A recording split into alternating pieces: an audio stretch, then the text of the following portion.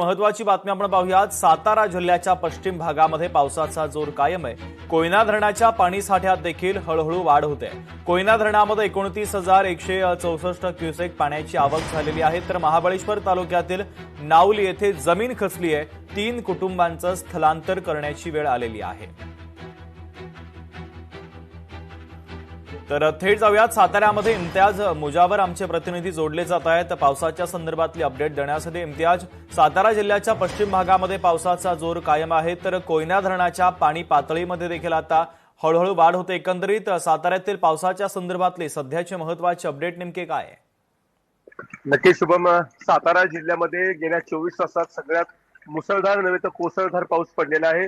179 millimetre पाऊस महाबळेश्वरमध्ये विक्रमी नोंद झालेली आहे। एकंदरीतच सातारा जिल्ह्यात पश्चिम महाराष्ट्रात सगळ्यात जास्त महाबळेश्वर तालुक्यात पाऊस पडत असतो आणि त्यामुळे या पडणाऱ्या पावसामुळे सगळ्यात मोठी सातारा जिल्ह्यातली पश्चिम महाराष्ट्रातली घटना की नवली या गावातील जमीन खचल्यामुळे त्या ठिकाणी मोठ्या प्रमाणात सर्व गावकरी भीतीच्या छत्रछायेखाली आहेत। 3 कुटुंबांना स्थलांतरित करण्यात आलेले आहे। या नवली गावातल्या कुटुंबियांनी एकंदरीत 3 वर्षापासूनच जिल्हा प्रशासनाला या संदर्भात निवेदन दिले होते की संबंधित या परिसरातील आणि या भागातील जमीन खचत आहे, आमचं पुनर्वसन कुठेतरी दुसरीकडे करा। मात्र या मागणीकडे दुर्लक्ष केलं असल्याचं ही दिसून येत आहे आणि शेवट पडणाऱ्या या 24 तासाच्या पावसात नावली गावची जमीन पूर्णतः खचली आहे। अजूनही जमीन खचण्याचे प्रकार सुरू आहेत। काही ठिकाणी मोठ्या प्रमाणात हाय अलर्ट घोषित करण्यात आलेला आहे।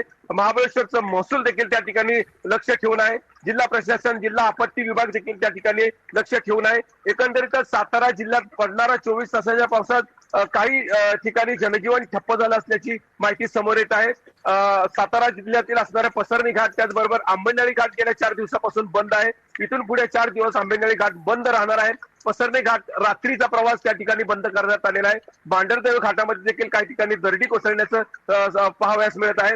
एकंदरीतच मेढा, त्याचबरोबर सायगर घाट या ठिकाणी देखील थोड्या प्रमाणात दरडी कोसळण्याचं त्या ठिकाणी पाहावयास मिळत आहे। एकंदरीत सातारा जिल्ह्यातल्या जिल्हा प्रशासनानं मात्र या 24 तासामध्ये सातारा जिल्ह्यातल्या नागरिकांना सतर्कतेचं आवाहन केलेलं आहे।